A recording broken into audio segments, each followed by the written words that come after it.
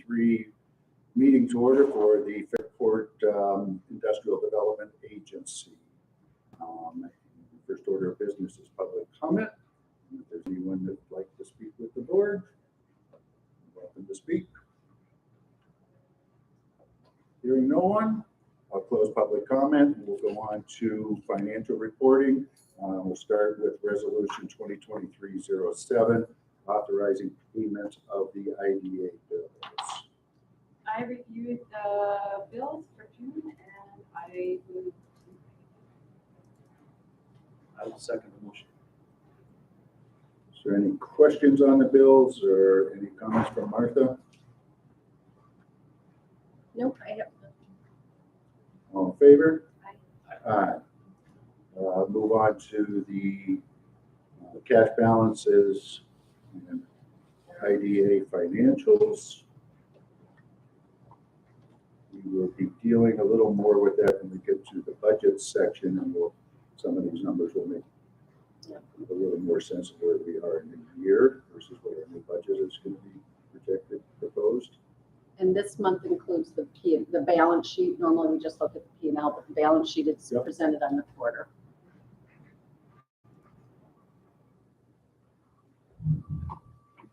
Any question on cash and investments?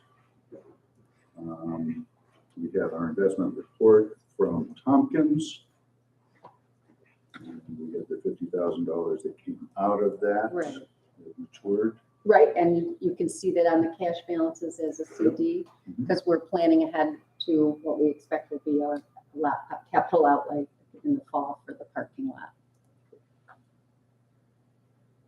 Okay, anyone have any questions on the investment report? We will go into old business, and first order is an update on the Thomas Creek wetlands entrance. Right. As you remember, in your board package is a terrific summary from Tom Wolanski that recaps the project for us with our, we're trying to create a sense of entry, more pedestrian entrance connection to Liftbridge Lane East. We're trying to improve the pedestrian and bicycle safety there because there's quite a blind spot and quite a bit of traffic, bike traffic off of the canal trail. We're going to minimize the parking, but ensure that there's adequate accessible parking. We may look for areas to incorporate public art. The proposed budget as is about $86,000. We're making a grant to New York State Canal Corporation for a 50% match.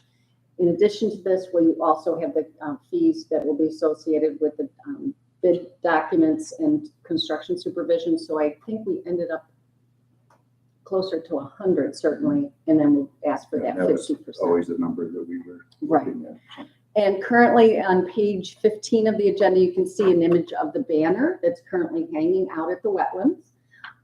It has just a very high level discussion of what we're thinking about doing there. It includes a QR code for people to click into a survey, and we're getting some good responses out of that. We're also getting comments on it on Facebook as well, and we put it out. It was on Instagram as well. So, this again, as a reminder, we're going to make the CFA application this Friday, and then the awards are announced in December, and so then this would be a 2024 project. So likely what would happen, should we be awarded, we'd go back and assemble all the feedback we have, maybe take another round and see if people have other comments on it before we go to final, because this is very draft at this point. So it's a great little project. Did you meet with design committee? Yes, thank you, Chair. We met with the Fairport Parenting Partnership for Better Communities Design Committee. And that included people like Andy Martin. Andy you're a member, but weren't present, but you sent your comments. Several design professionals. It was a really great meeting. I think we had another meeting afterwards or something, because it could have gone on. I mean, people really offered some very great, good, insightful comments to it. And it was a good group to get together with, really. And it's always just great to get somebody else's impression. For example, somebody was saying our public artwork out there, you know, our signage, we designed it as directional. Like if you see this, you go towards it to go to a path. But this person interpreted it as a designation, saying this is the path for Thomas Creek, or this is the path for Erie Canal. And I'm like, wow, I never would have thought of that. So it's just it's always great to just get that, get people their perspectives, and especially from the users of the park.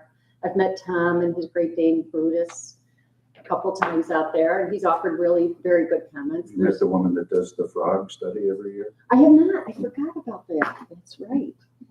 I'll reach out to her. She still come to the board and ask for Is it Marcia? permission to go check the frogs? I don't think she's come in a few years. Well, She I'll didn't- follow up on it. You know, pre-COVID, like Yeah. in 2019, I think she came, but I don't remember seeing her since then. We are getting comments about the feral cats. There was Andy Martin on the Partnership Design Committee talked about a TVNR program that some groups run, trap, vaccinate, and neuter, and return. That we really do have. Someone also mentioned there's quite a bit of opossums out there, but we will have to address that because it's not appropriate for cats in the wetlands. But very good comments from people, really good. So it's going well. So That's good. Anything from the board regarding Commerce Creek? Okay, On that front, Chair, do we know what ongoing costs might be? You know, we were just walking by the north end parking lot, right, and kind of the upkeep costs associated with updates that we've made there. That might, I don't know that this reflects what, you know, year 2, year 5 might cost to maintain. well, we are very mindful of the abilities and skills and manpower of the DPW. Sure. So we would design it way down for maintenance wise. They are responsible for all the maintenance in the park, except for the butterfly garden currently, but when that gets established and mature, that would go back to them. But they do all the maintenance. That's another one that's been in mind because I know we've had to redo that a little bit. Mhm. There's costs associated with redoing it. So the idea is what we build, what we implement there, Right. zero would be the cost, ideally. for Ideally. Maintenance. Ideally, but they're gonna weigh in, especially, you know, we've already been talking about where the snow is gonna be stored and those types of things. One of the fun things that we're looking at doing is, and you know, because we want to be innovative and progressive, is that all the surface area would still be stone dust and permeable, and using the that interlocking grid system to denote those parking spaces, I think would be terrific. So, and those are snowplow proof reportedly. So. It's those types of things, and absolutely will be, you know, there's a tiny bit, I think they're talking about possibly relocating that coach lamp that's out there. We'll be talking to electric and certainly DPW on that. So they look at it to approve it, DPW. or They weigh in. yeah, once Oh, we yeah. get our yes. grant and we get beyond concept, they're at the table. Yes, this is definitely, thank you, concept. A lot of comments are coming back as leave it in its natural state as much as possible. Do not commercialize it. Right? Don't make it a circus, you know, and I think those are valid. Lighting Lighting is, no, we do not. This closes at dusk. closes at That's right. dusk. Yep. And then the stone, I love the reuse of the stone. Yes, yeah, That doesn't need maintenance. It's cool. It's close. It it's organic. gives a nod to the canal. Yeah. Mhm. And the board also got to see the wheels from the bridge that were. Yeah, aren't those fun? It would be fun They're to huge. incorporate. Yes, They're very cool. yeah, they're fun. They're very fun. So now those might go in, they might not. A TBD, we'll talk with the Public Arts Committee, right? And see what their thoughts are. They might have something else. They might think that they're inappropriate for this. And who knows? The wheels you're talking about, Martha? Mhm. Yeah. Yeah, we'll see. Anything else on Thomas Creek? Okay, Oh, I do want to mention, and if stop me if I already said this, we have support letters from Assemblywoman Lunsford, Crescent Trail Association, Genesee Transportation Council. We have, on the survey, you were able to check a box if you supported our grant application, and there's probably 18 of those. We expect some from other electeds as well come in, so it's a good, we're hopeful. Our Labella, we engaged Labella, remember, to write the contract or the grant application. They had a meeting with New York State, and the emphasis is on safety this year for them in these applications. So we want to again emphasize the bike and pedestrian safety improvements that we're looking for there. So, but I think it'll be a competitive application. And in our favor, we've completed projects there before. They like to give grants to people who finish projects. So fingers crossed, we'll be on the list. Okay, now we'll go on to North Main parking lot. Four of us were up there with Andy Spencer and took a look at the stage. I think Leslie was visited that, he's pretty familiar with the site. And got an appreciation for what we want to do. As we talked at our last meeting, the board wants to continue to have green space. We want to continue to have the opportunity to have a linear park along Thomas Creek in that area. And so we just asked BME to do a stakeout to give us an idea of what that green space would look like. And so they did that, and they provided the concept, which we had a hard copy up there, but it was also very good to have Andy with us. But we talked around a lot of things and just, what impact it would have. And, do we need all of that parking? And one of the things that stood out to me is standing there where we're going to be putting the furthest parking lot or parking spaces to the east. Dang, that's a long way.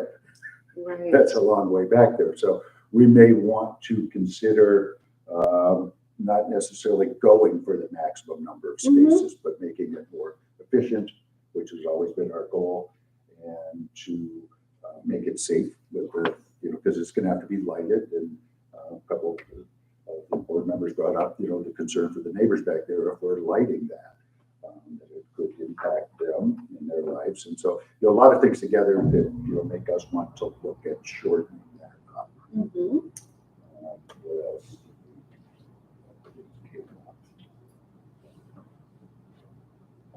What were your thoughts of the option 5, or the two options we have that we kind of narrowed it down again conceptually, 5 and 7, the one that had just the one-way traffic and the two-way traffic?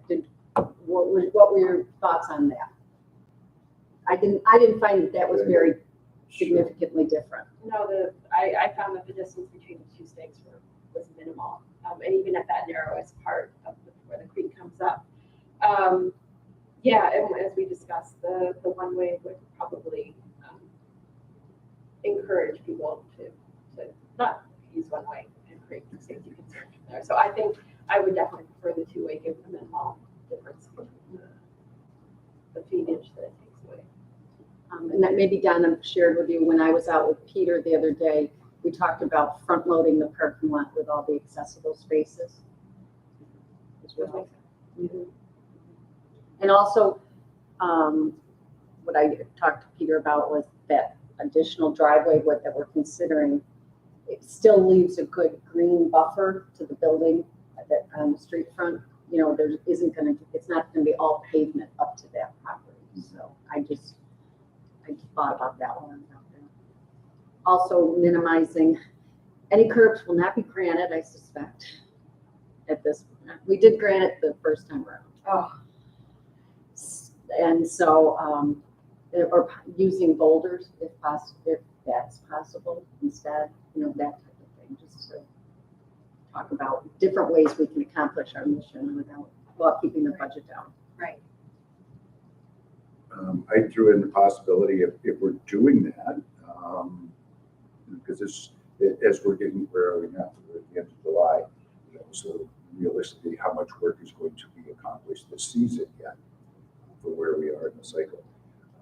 Should we, as a board, be thinking about possibly doing doing some minor park work in there, particularly in the area where it's disturbed. You know, if we're gonna run a stone dress trail and clean up that portion of the creekway, you know, if you call it that, and combine that as into one project. Well- Obviously, we have to discuss budget. I just want to say that this afternoon I received a request from RG&E for a proposed natural gas pipeline through our property. They want an easement to put a pipeline. What location? Jason, I just literally got this, you can pass it down, but we've got to incorporate this Gas? into our gas line. Yeah. They are trying to they were going to, it goes under Main Street, but because of the culvert work that's going to be done on Main Street, you know, the Thomas Creek culvert up there across from the Mercantile is going to be redone. They said they'd have to go too deep under the culvert. So they're looking for other areas to put it, and they stumbled upon ours. So So it's diverting an existing pipeline, It- not a new one. correct, they're relocating an existing one. Okay. So that's as far as I know about it. I just said, yes, I'm the person you want to talk to or to start the conversation. So we'll look for I have no idea, no thoughts on that at this time. Seems like a good. Oh my thing. gosh, that's gonna go right underneath this person's tree line by their house right here. The ones you were saying were Yeah. so beautiful trees that they. Yeah. Oh, man. And again, it's, concept, but I don't, we can chat about how we might consider that, whether we could collaborate in some manner. Yeah, because they're gonna need more than just our property. Yeah. Mayor, is the culvert work still spring of '24? Yeah, I don't have any more details they have not given us any closer up details other than spring of 2024. We haven't had any calls about any real timeframes that's the first I've heard that the RG&E needs to move lines and stuff like that. And it's not gonna be a little job. It's gonna be a really big job. And it's because that bridge is in such bad shape. Right. And then it goes underneath Doug's property and, yeah, it's not gonna be pretty. Any way you slice it, it won't be pretty. Nobody's gonna be happy. Will likely not be 22 months, God willing, but, Yeah, no more 22 months. well, I mean, projects. 22 weeks, I don't even think it'll go that, but we'll I would see. like to keep it to 6 4 to 8. 6 weeks. 6 weeks, That's what that's right. Yeah. I- So, yeah. I'd echo what Kevin said, looking at it as a whole makes a lot of sense if it's possible budget-wise to do. Just looking at stormwater management too, getting an idea of like what type of park you'd be able to have. 'Cause once we divert and move, is there enough room left over once all that's taken into account? I mean, I think it's not an issue. Andrew mentioned we have the creek we can utilize, so probably not too much of an issue, but it can't hurt to know what we're looking at park-wise before we call it a park. You know, Sure. is it really a park or is it like a little trail? Or What do we get what the is best money it? opportunity for a grant for? Right. Right. New York State Parks and Recreation, Yeah. giving out CFA grants. So, Andrew, do you have any extra comments you want to add in for the record here? We're live. Well, number one, I would love if you could send me what you were sent by RG&E. I, of course, will, To yes. understand where they want to put that pipeline. Yeah. That's important. I agreed with the comments that I think that made about the one-way versus the two-way traffic patterns. I really think that the two-way traffic pattern makes an awful lot of sense. Just it reduces confusion, allows a lot more flexibility of how people get through that area. From a park perspective, if you go through and actually shorten that parking area a little bit, as you kind of mentioned, then that allows a little bit more area that could be utilized as a larger section of green space. Which, and Martha, you recall when we did the Trees for Trips thing and tried to, The forested riparian buffer. Exactly, exactly. Never forgot that. Nope. I mean, in repair of that riparian buffer, that in and alone kind of produces a park-esque feel to it. But I think we also have to narrow down, what are we gonna do in that space? Right. What's anticipated that area to become? Is then we should assign an area for the park. Yes. And then take away the number of parking spaces that require. So I think we gotta think a little bit more about what does that park want to be. We're gonna end up with some linear sections of it just because the narrowness between the creek, and it's not the creek edge, it's more of the embankment to where the parking is going to be. We're gonna have some sections that will just become a trail, but closer toward Main Street, we have an opportunity with a little bit more green space. And then at the far end, if we do shorten parking, we have a little bit more green space area to kind of develop more of that quote unquote park. And it has always been passive. I mean, that is always very passive. Strolling and lounging. With budget, obviously in mind too, I think, I like the idea of combining it as well. And I think for no other reason that we ensure we do it. Right? We had a conversation 5 years ago, 6 years ago. We did some enhancements. We talked about what could go there. What's going there now is more parking. We need it, but I like the idea of ensuring that we actually put in some usable green space as part of this, as opposed to saying, let's table that again. Right? No disputing the need that we're trying to help. Well, last year, we've been reserved, we talked about it in budget, and we'll talk about it again, in capital project reserve for what projects and kind of almost what ifs. So, Yeah. This could be this year's project. Martha has suggested we have another planning meeting, so just like 1 year to 2 or 2 in September. And maybe we don't wait that long, but we're serious about it. Yeah.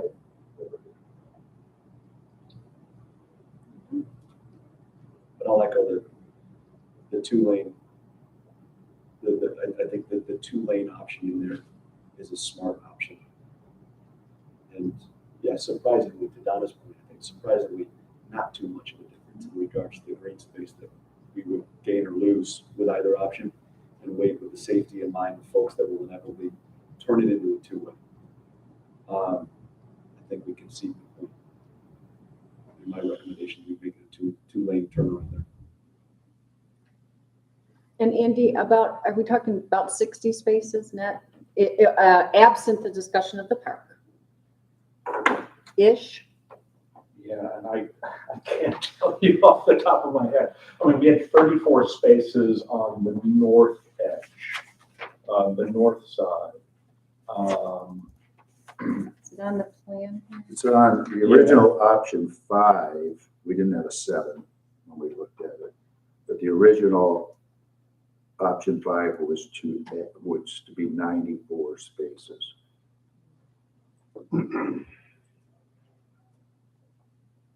Yeah, and I think option 7, there was 104 spaces. Okay, in the yes. But we had, But those are not new spaces. We can Right. remember that we We're have 57 spaces. formalizing. There's 57 spaces in the gravel now. So, it's a net of 40 or 50 spaces that we're Right. talking about adding. Right, the 34 on the north edge are definitely the new, I mean, there is some parallel parking there, but the net there is certainly close to 30, I think, as new spaces.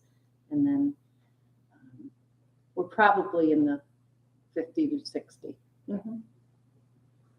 Yeah, we're kind of like, because of that distance all the way to the end from Main Street, that the furthest spots are probably, they're going to be the least used. They're going to be like Yes. special events used either only. Because that distance, I mean, personally, I'd rather park Right, on this side of the village and walk there than all the way back there, Right. like in the dark. right. But I think